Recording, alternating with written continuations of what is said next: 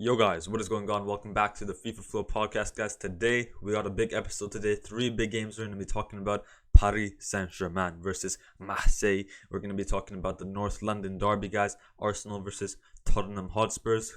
Killing game, of course. Never in doubt about that game. Always showing up. And then ended off with a Madrid derby, guys. Three insane games we had this past last weekend, guys. The PSG versus Marseille rivalry, of course, the North London derby, and the Atletico de Madrid versus Madrid derby, guys. So three big games we're going to be talking about.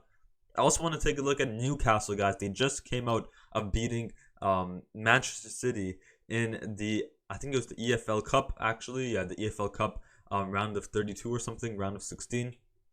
So I want to go ahead and talk about Newcastle, the way they play, their current form, and then going into their next few weeks of games. It's looking very, very big for Newcastle, going into like a new kind of era of the way they play, the opponents they play. So I want to talk about Newcastle as well. End it off by looking at a bit of Fabrizio Romano's Twitter, kind of take a look at some Twitter news regarding Xavi Simons and other players, Bruno Guimaraes' extension with Newcastle. I want to talk about Newcastle as a form as well, like the team. I mentioned that.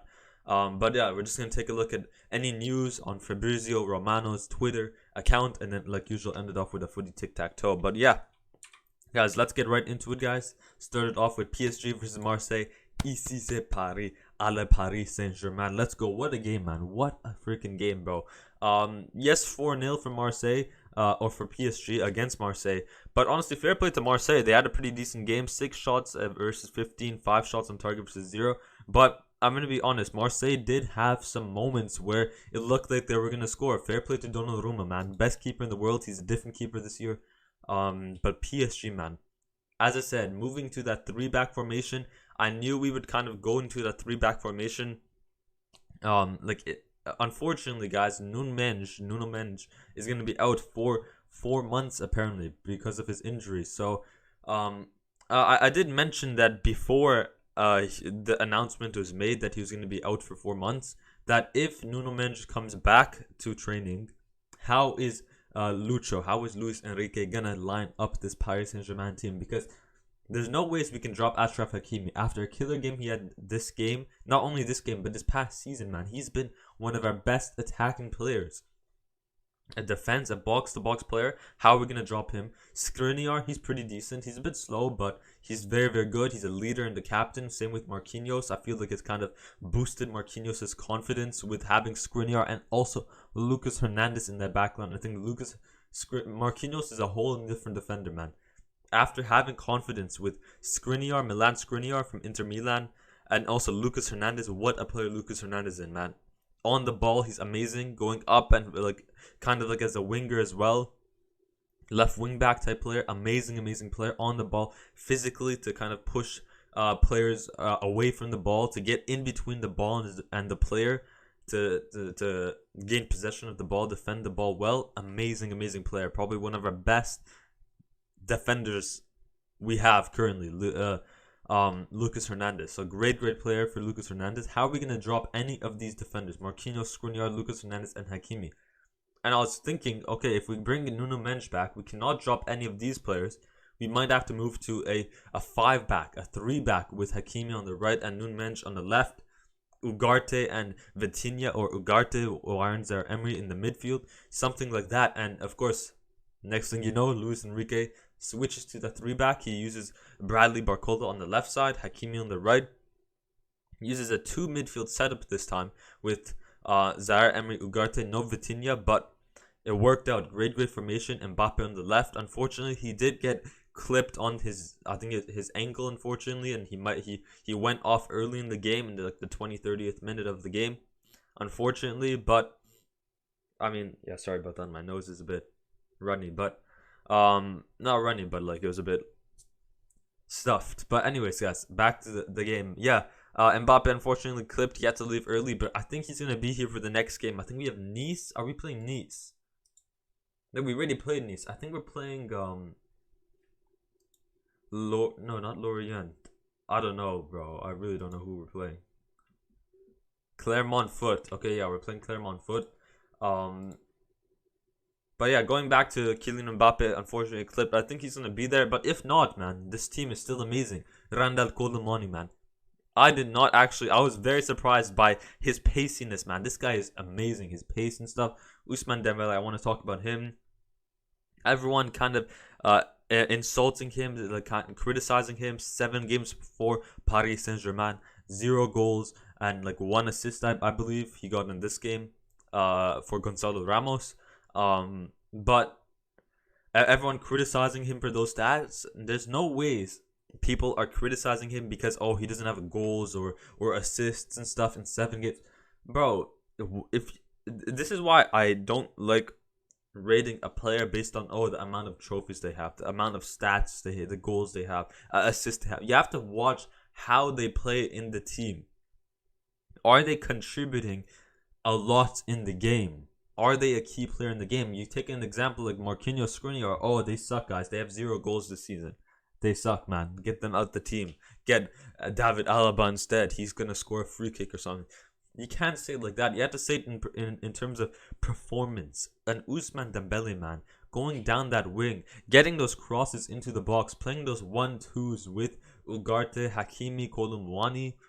I mean, he's an amazing player. Going down the wing, sprinting in behind the defense, cutting inside, passing into the middle of the box, tapping, crossing all the way across to Mbappe, switching up the play, the passing opportunities that he makes, the runs he makes. I mean, Ousmane Dembele, man, one of our best attacking players this season, man. I mean, like after Mbappe, it has to be Ousmane Dembele 100%. So you can't, as I said, it's not about the goals, the stats, because you can say, a defender, he has 0 goals, 0 assists, get him out the team. It's about the performance, the contribution to the team. And Ousmane Dembele, man, what a player he is. Going to Kolomani, yeah, as I said, I was very surprised of what a player he was.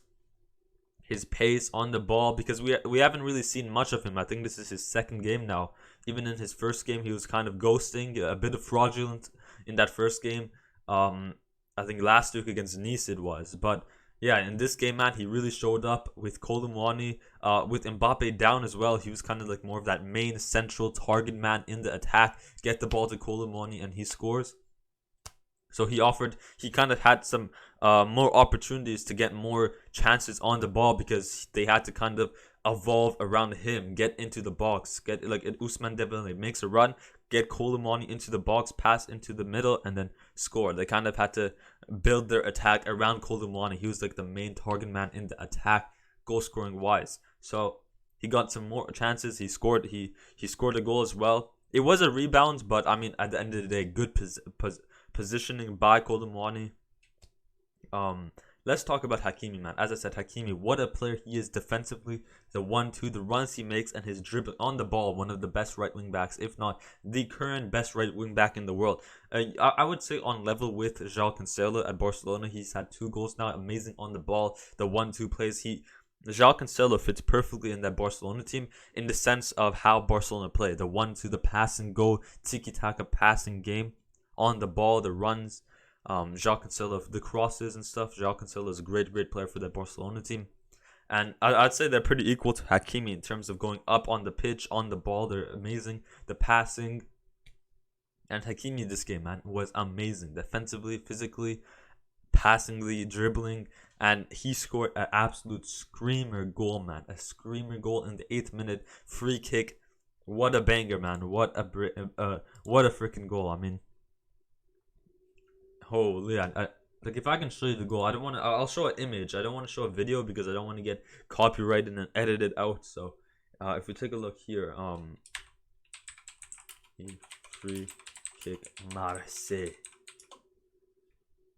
I mean, yeah, what a goal, man! What a freaking goal! Yeah, top right, bro. What a freaking banger, man! From here all the way out here, and it goes right into the top right corner, man. Amazing goal by Achraf Hakimi. So I mean, yeah, amazing goal there. He almost scored. Yeah, as I said, with the Kolomani, good positioning and stuff. Even though it was a rebound off of almost another 2nd goal for Achraf Hakimi, a 2nd screamer, you can say, outside the box near the, what is this? It's the 18-yard box. So like, 20 mid 20 yards away from the goal, hits the post, or I think it hits the keeper, but the keeper couldn't really catch it.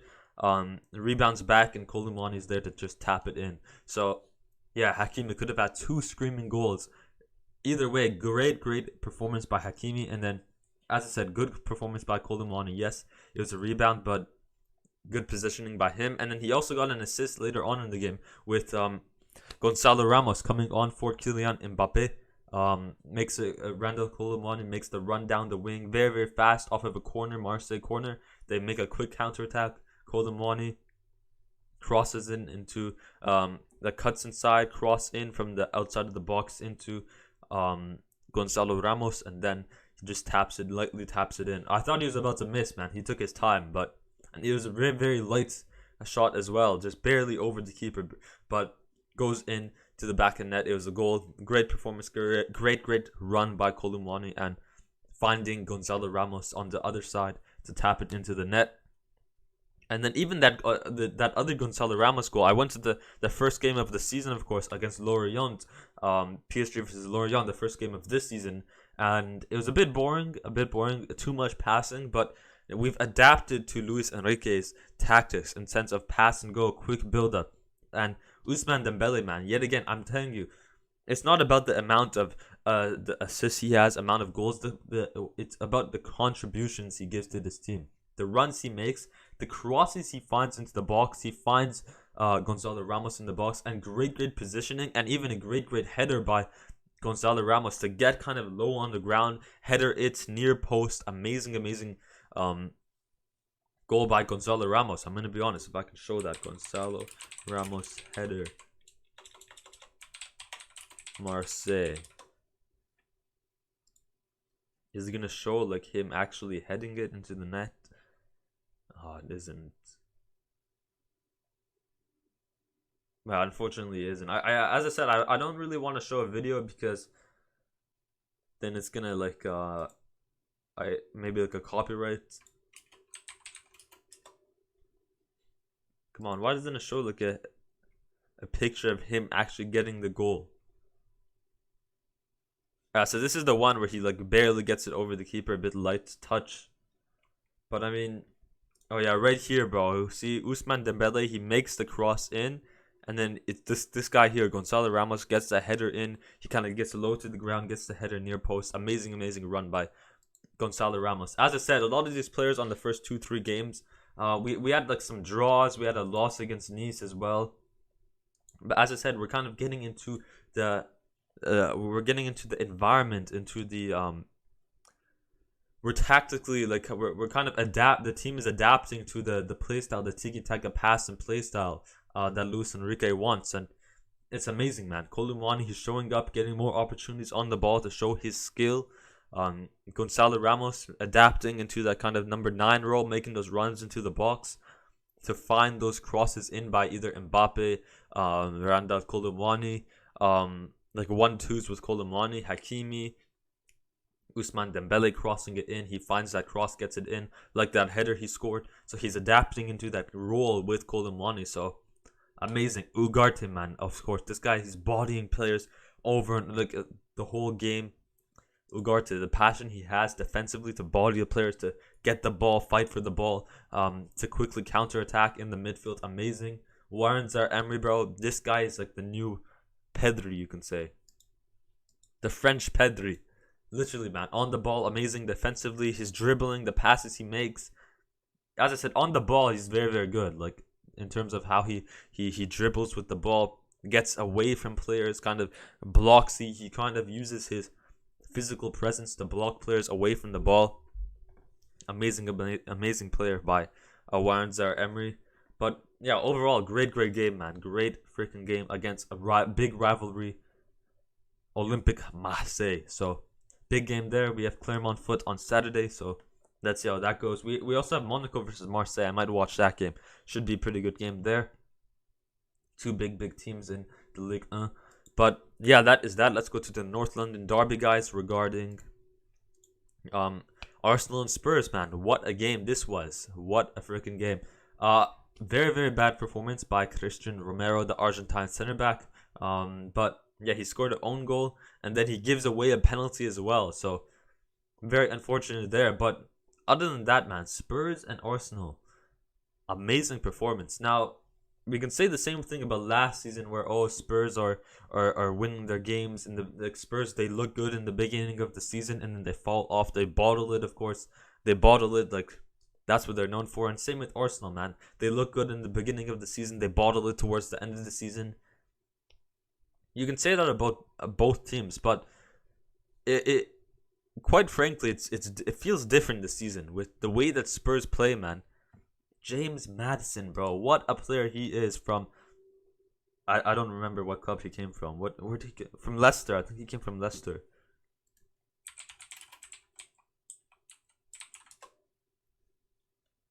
Pretty sure he came from Leicester, but Norwich. He started in Norwich, but yeah, he came from Leicester City. Amazing, yeah, bro. This guy on the ball to get away from players, his dribbling, the small touches. He goes one side, feints to the other side, like dribbles around them. He does like some roulette type stuff.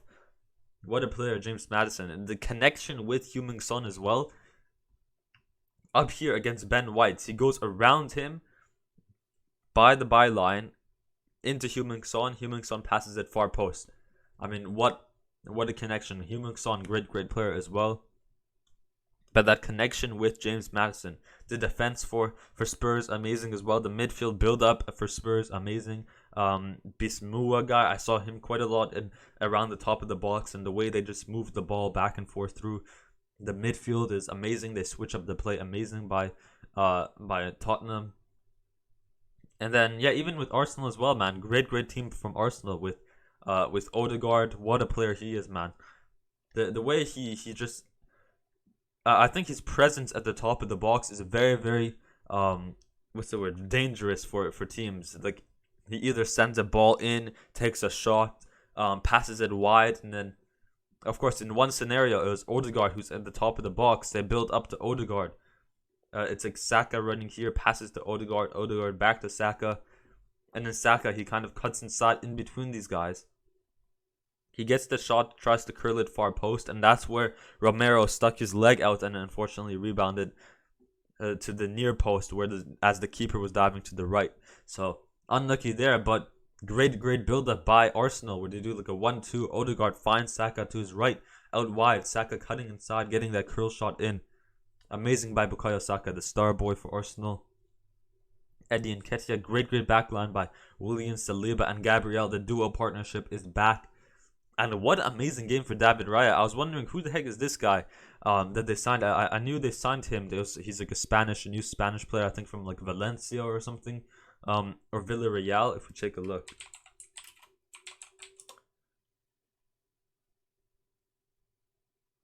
If we take a look at his career. Oh, Brentford. He's from Brentford. Oh yeah, that is pretty interesting.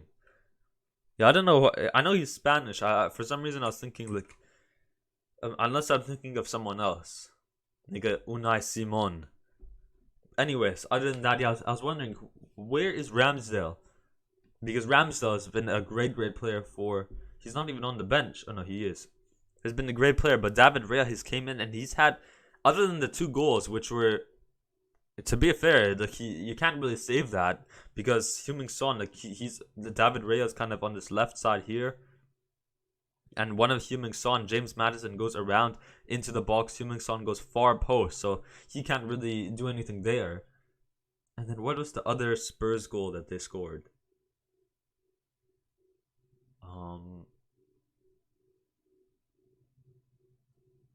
Oh yeah, it was just James Maddison on a breakthrough with Son to Maddison, and then Maddison to Son, like against Saliba and Gabriel on a breakthrough counterattack, and then it's just Son who gets it past David Raya on the ground, far post. Yeah, that was it. So maybe that one he could have saved with his legs or stuff, come out the net a bit more. But other than that, like the first goal, one of the goals he couldn't save at all. That's not his fault. The other one, maybe, just maybe, he could have saved, but at the end of the day, like Son could have chipped it over, kind of went further up, like around him and scored. So that's not his fault either, because it's a breakaway through on goal one-on-one with Son and Madison against Saliba, Gabriel, and Raya. They have like all the wide space as well. Not really his fault. Other than that, man, David Raya had a very, very good game. He had some insane saves from some very insane build-ups that Spurs made as well. Spurs had some very good build-ups. 1-2s. They had like a one with James Madison to Kulusevski. Oh no, I think it was this guy, this PM Star guy to Kulusevski. Kulusevski cuts inside to Bismoa, and then he like tries to get tap in, and David Raya goes and saves it, rebounds back, he makes another save. So this guy made some back-to-back saves against very good chances that even Spurs made, man. The chances that Spurs are making, the chances that Arsenal are making, and then even defensively with Arsenal and Spurs, David Raya, amazing game. So I was very impressed by David Raya, man. I was like, where's Ramsdale? They're using a second keeper. This might not go well for Arsenal. And I did not know how good David Raya was. So brilliant performance by him. Great game by the North London derby. Saka, Odegaard, Declan Rice, man. He's also having a brilliant time in that defensive role for Arsenal as well. Physical on the ball, just to build up quickly, pass through him in the midfield. Brilliant player, Declan Rice. But that is that. We go on to the last game of the day. Madrid derby, guys. Let me just make sure something. Yeah, Madrid derby, guys. Yet again, guys, this was a very sloppy game. Now, yeah, 20 shots versus 10, 5 versus 4. Of course, against Atletico Madrid's 5-back, of course. But other than, like, you can't really blame it on, Atletico Madrid playing a 5-back. Real Madrid look very sloppy, man. They're playing Jude Bellingham as a striker with Rodrigo, Luka Modric, Cam, Valverde, Cruz, Cam. Like, what am I watching, bro? What is this formation? I mean, it's a mess out here. It really is a mess. But I'm going to be honest, guys. Yes. Like, everyone was thinking that Madrid were going to have a very bad season in terms of goal scoring. They had Vini, Rodrigo, and Joselu. So everyone was like, we already knew that it might not be the best season for them in terms of the amount of goals they're going to score. What made it even worse was you see Vini gets injured. I think he's coming back now. And then you see that a lot of the time, because of Vini's injury, Jude Bellingham is playing differently now. He's kind of a more like a false 9, a number 9 type player, striker type player, get into the box, tap in type player. So it's kind of all around the place right now for Real Madrid in terms of they kind of have to replace players because of big injuries. What's his name? Courtois injured. They have Kepa, man, and he looks very sloppy as well. I'm not really a big fan of him for this Madrid team. Watching that the highlights of the game, Kepa, man, he looked very, very sloppy. But yeah, they lost Courtois, Marquinhos. They don't have Marquinhos. No Vini. They had to play. I don't even know why Joselu wasn't. No, he was on the bench. But I don't know what freaking Ancelotti was doing, man. Just start Joselu up top, and I guarantee they would have played much better. Put Jude Bellingham for Cruiser stuff. Overall, yeah, the Madrid. I watched the highlights. Maybe there's some moments I didn't see that I missed out, but overall, Madrid looked pretty sloppy. The Toni Kroos though, what a goal by Toni Kroos! A cross into the box, like kind of out here. Toni Kroos with his left foot goes to volley it, or kind of long shot volley first time, and he fakes it to his right foot, and then kind of low driven on the ground. What a fake shot, and then what a long shot out the box to fake the defender, and then long shot out the box. Amazing goal by Toni Kroos. He still has it in him, man. It's like 34, 35 years old. Toni Kroos age. Yeah, 33 years old. Damn, even younger than I thought. But yeah, he's like 34 years old, and he's still cooking, man. He's still cooking. Luka Modric, 38 years old. Age is like fine wine, man. This guy is still one of the best, if not the best midfielder in the world. Actually, Jude Bellingham and Ugarte ahead, but yeah, for his age, he's one of the he has to be mentioned for sure. He's doing what young players are doing at 38 years old. That's quite crazy. So yeah, All three goals, unfortunately, by Atletico de Madrid were crosses into the box. Morata gets a header, and then he gets another header towards the end of the game, and then same for Griezmann as well. All three headers. In terms of the way Atletico played, they played pretty decent in terms of the attack, getting the crosses into the box, finding the players. Saul, Koke, Lorente, very, very good performance by them to feed the ball into Morata and Antoine Griezmann. So great performance by Atletico de Madrid in the attacking sense for crossing it into the box, finding their strikers, and then them getting the goals, finishing the goals. But yeah, as I said, like, I kind of going into this game, seeing Jude Bellingham as that striker, I knew it was going to go wrong the whole time. And then, yeah, as I said, with Frank Garcia left back, no Chouameni, and then with Kepa, man, he just looked very sloppy. So, didn't expect much from Kepa either. So, unfortunate there. But yeah, that is the Madrid derby. As I said, yeah, I didn't really watch much. I saw the goals, the highlights, of course. There's some other moments I did not watch. But other than that, Real Madrid looked a bit sloppy. Atletico Madrid, great job at crossing it into the box, finding their players. As I said, even if Atletico weren't playing a 5-back, I don't think Madrid would score more than max 2 goals because they just looked sloppy overall. In terms of the way they were attacking, they have freaking Rodrigo and Jude Bellingham as their strikers. I already know, like, that's not going to go to plan at all. But that is that, guys. We have to talk about something. Girona, man. Girona, 7 games, 6 goals, or 6 wins, and 1 draw. Amazing performance by them.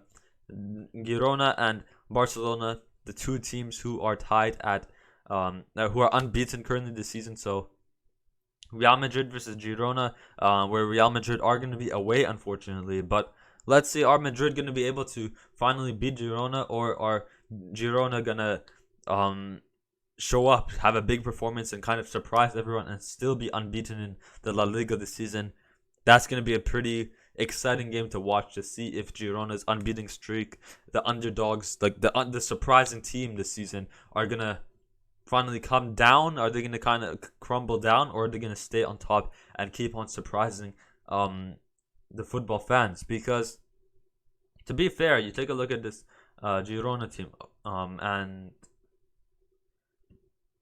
they haven't really played. They played more bottom league teams.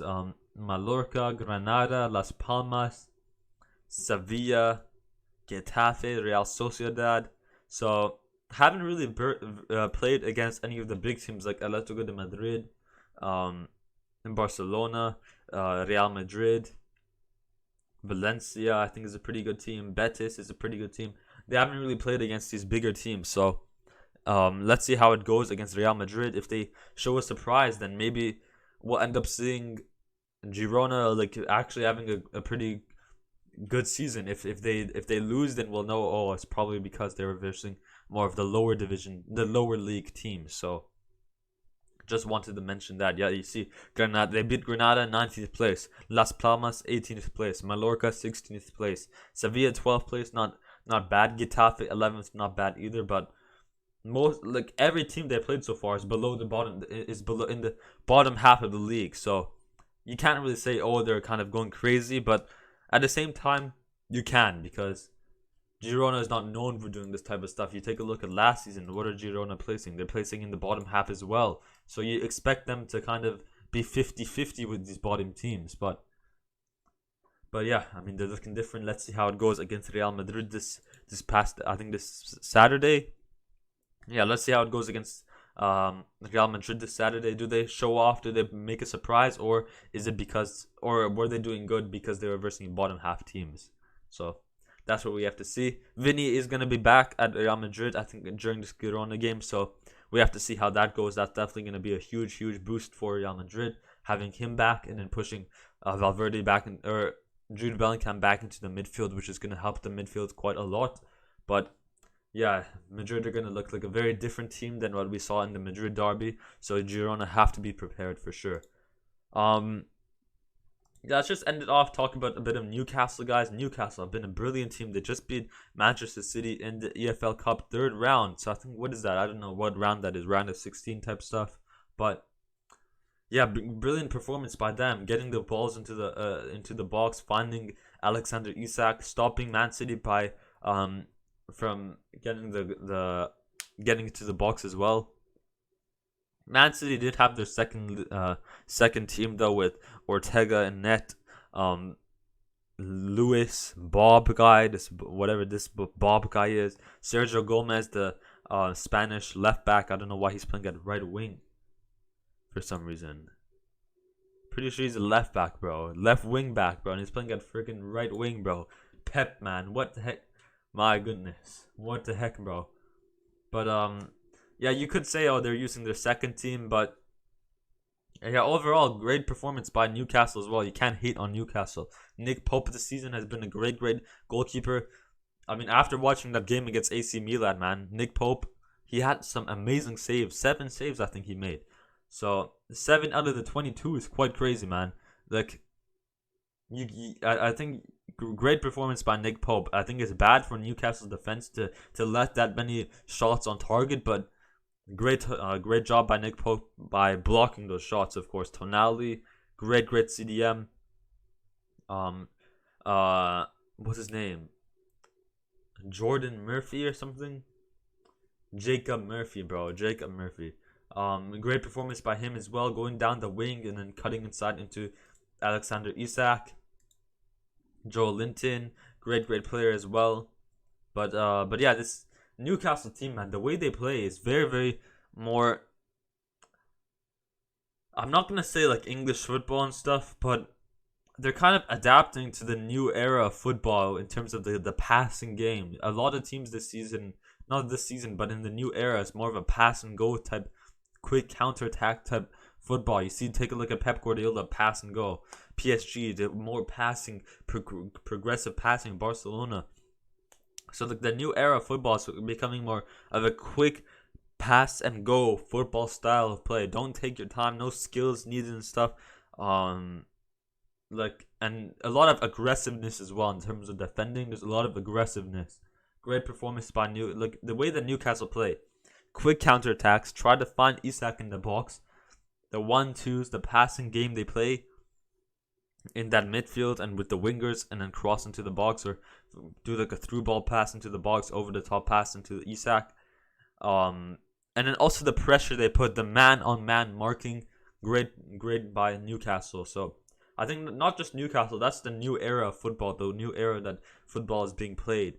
But if we take a look at Newcastle, it's going to be pretty interesting to see, are they going to be able to handle big teams week in, week out? Because we've never seen Newcastle really be a competitive team, a strong team, a team who have more odds to win now. They're usually the side with lower odds, but nowadays, you take an example. If this was 2-3 years ago, PSG have like 90 to 10% odds. Now you can say PSG is 75 to 25%, 70 to 30%. Even lower you can say with the way that PSG are playing. Actually, no. As a PSG fan, I'm going to say 75 to 25%. Maybe a bit higher, like 80 to 20%.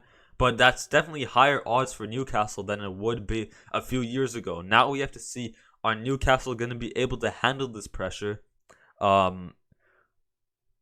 every week in, week out? Because there's more expectations on them because they're more of a stronger team.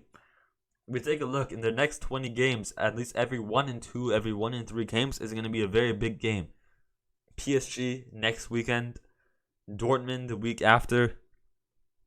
Oh no, 2 weeks after because there's international breaks. They got Wolves, which is a pretty good team. United, Arsenal, Dortmund, 3 games in a row, 3 big games in a row. Are they going to be able to handle that pressure? Game after game after game, big team. Are they going to be able to handle that pressure? Because there's more expectations on them as well. Chelsea, Newcastle, United, Spurs, Milan, Liverpool City, back-to-back Liverpool City. That is pretty deadly right there. But we take a look. We go from here. So 1, 2, 3, 4, 5, 6, 7, 8, 9, 10. So that's 10 times 2 rows, 20 games. In the next 20 games, about every 1 in 2 games is a big game. Dortmund, United, Arsenal, Dortmund again, Chelsea, PSG, another PSG, United again, Spurs, Milan, Liverpool, and City. In their next 20 games, 12 of them are going to be very, very challenging games for Newcastle. Maybe not challenging because in some of them they might get kind of dominated by, like, for example, City are going to use their main team in that Prem game. Same with Liverpool. It's going to be a good game. They lost. They were beating Liverpool 1-0, and then Liverpool came back. I think it was earlier in the season in the Premier League game. PSG is a strong team. Arsenal a very strong team. United, Dortmund. So, I mean, as I said, yeah, like if this was a while back, like 2, 3, 4 years ago, let's take an example like the PSG game. PSG odds 90% to win. Newcastle 10% to win. Even lower, you can say 5%.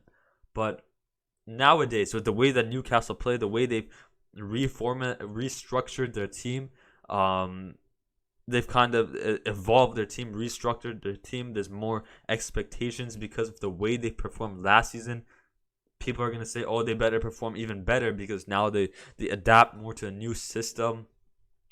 The system they play very, very professional, very top tier.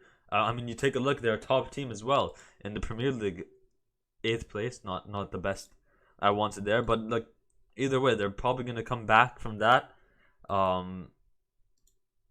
mean, yeah, 4th place, like that's very unexpected. You take a look, they get 11th, 12th, 19th, so there's more expectation from them now. But are they gonna be able to handle the pressure in these big games? Is now what we have to see. It's not just, oh, you can play, because last season all they were playing in was in the Premier League. So, are they going to be able to handle the pressure of Champions League? And are they going to be able to handle the pressure of having big games every week? Champions League, and then going to Arsenal, and then another Champions League game, and then Liverpool or City, and then another Champions League game against PSG, and then I don't know, West Ham, and then another PSG or another Champions League game against AC. Are they going to be able to handle that pressure? Big Premier League team, big Champions League team. So I just wanted to note that as well. Yeah, let's just end it off. Look at some news by Fabrizio Romano, and then end it off with some football knowledge. Do we want to look at some news? I don't think there's much news. Damn, Papu Gomez, man. Alejandro Gomez going to Serie A. Monza, man. I think he was at Atalanta. He went to Sevilla. And then, yeah, Alejandro Papu Gomez has now went to Monza. So, yeah, pretty interesting there. Yeah, I think we're going to end it there. I think we'll look at some news another time. I am getting hungry as well. I have class in an hour. I have to eat soon as well. Let's end it off with a footy tic-tac-toe. Like usual. Let's start with this one. Let's do normal this time, guys. Because the last few times I've been so bad at this. So Kevin De Bruyne, fouls 1, fouls made, tackles, dispossessed, and then duels 1. Kevin De Bruyne is a midfielder. Danilo is a defender. So I'd assume that a midfielder would have more duels 1 than a defender. No shot. Does that include like duels, like defensive duels, or just dribbling duels? Damn, already off to a bad start. Darmian versus Danilo. I think tackles for Danilo. Bremer versus Darmian. I'm going to go. Bremer is a very good defender. I'm going to go fouls made, you know. Bro, I actually suck at this game. I actually suck. Let's go to this one. No timer. Tony Cruz has won none of these. He's not played for Dortmund either, so we skip. Stefan Savic. Oh, shoot. Is he from Slovakia or Slovenia? Is that Slovenia or whatever that country is? I think he's... No, bro. He's the other one. Gary Cahill. Okay, this is not. I think he's English winner. Yannick Carrasco with Atletico de Madrid. Gareth Barry. I have no clue who this guy is. Aston Villa. He sounds like an Aston Villa type. Like an English player, bro. He sounds familiar, but... Gareth, like he just sounds like an English player, so I had to guess him. Maybe a bit lucky there. Inzaghi, of course, Italian league top goal scorer. Could have said Italian top division winner as well. Have no clue who this guy is. Play wild card. I guess that means like, oh, if you don't know, then it autofills for you. Jonathan David with not Monaco. Yeah, I don't know. I'll just click something. Di Lorenzo with the Napoli, but we already guessed that. They won the league. João Felix with none of these guys. Alvaro Brick Morata, none of these guys either. Jan Oblak. Oh no, he was the other one, bro.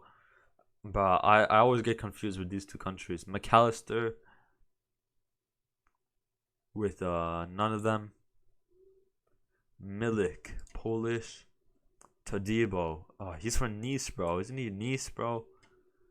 Gulaski, Hungarian. Steven Gerrard. I don't know. Arsenal for fun. Lewandowski, Dortmund. Samuel Eto'o. He's just none of these. So what am I supposed to do? Nico Williams. He played in the La Liga. So he doesn't really fit with any of these. De Rossi. I don't know. Sounds like a Argentinian or Brazilian type name. So I'm going to put that. Imagine these are just big, like, from the streets players that I don't even know. Mind. Negative ball knowledge. Felipe Koku, bro. What type of name is that, bro? Frankie de Jong. What am I supposed to do here, man? Conrad Lamer. Kolumwani. Like, yet again. Is he from Monaco? Maybe from his younger years. Trossard. Saint Max from Monaco. Like, I'm guessing. I didn't know he was from there, but I don't know because I just didn't know. So I'm guessing he must be from a French league. Bro, who the heck is that guy? N'Golo Kante. Oh, bro. Bro, man. Yeah, unlucky. Yeah, these two countries here screwed me over. And then let's end it off with a footy tic-tac-toe like usual. Alright, 3-minute timer. Okay, United Denmark. Ericsson.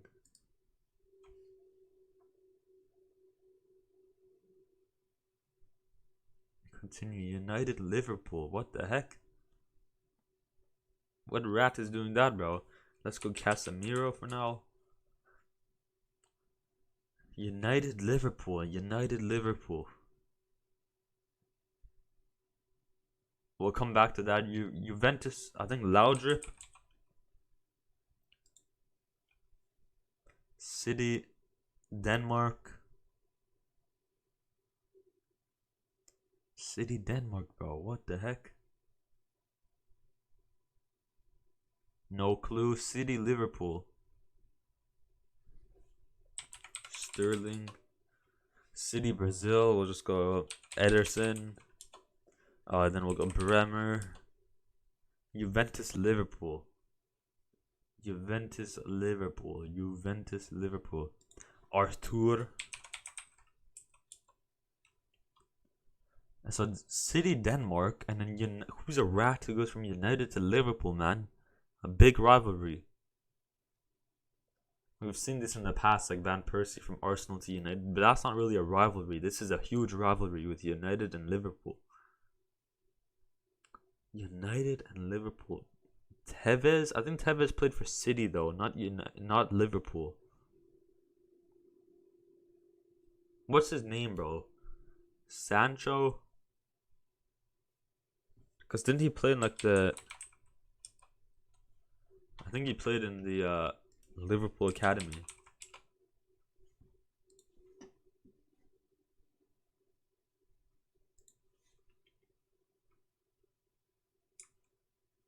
Oh, he played in the Man City Academy. United Liverpool, bro. What rat is doing that, man? This is like an older player, man. Like, I'm thinking like an older player here. Like an Ashley Young or something, bro. And then City Denmark. Isn't this like Michael Laudrup's brother, bro? Brian Laudrup? No, I don't know, bro. I'm cooked, man. Man City players from Denmark. Michael, bro, yeah, no, I'm not getting that stuff. Casper Schmeichel, bro. He played for City, man. Bruh. And then we got Man City players and players playing for Man City or Man United.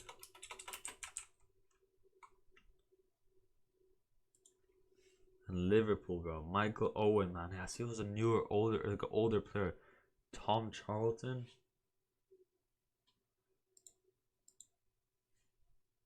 Michael Owen, bro. Real Madrid legend as well, man. In it. He won the Ballon d'Or as well, no?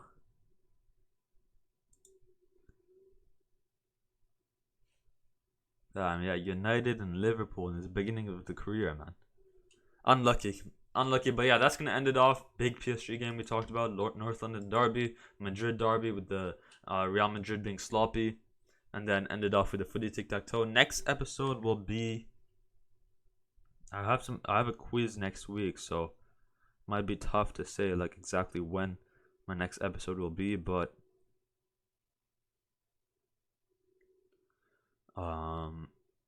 maybe like a Tuesday or Wednesday I will do the next episode. We got Barcelona, Sevilla, Benfica, Porto, big game tomorrow. Girona versus Madrid, PSG game, Spurs, Liverpool, which is a good game to talk about. Monaco, Marseille. So we have some pretty good games to talk about. Then we have the Champions League next Tuesday and Wednesday. So maybe Monday. It is off on Monday. I'm going back to the island on Monday. It depends what time I come back. If I'll record a podcast on Monday, because I'm going on a trip on Monday and then I'll be back. I'm coming back. I'm going on a trip on Friday tomorrow, and then I'm coming back on Monday. So it's gonna be tough to say exactly when I'll be back, if there's time. Like if it's gonna be late, if I'm coming back late, then I won't be recording one. If I'm coming back early, maybe I'll record one depending how tired I am and the work I have to do. So it's gonna depend. So maybe Monday. If not Monday, we'll wait till next Thursday. Talk about Champions League and also some of the games from this upcoming weekend. But yeah, either Monday or Thursday. Stay tuned for next week, Monday or Thursday. For now, stay happy, stay positive, stay flow, and I'll see you later. Peace. Have a good one.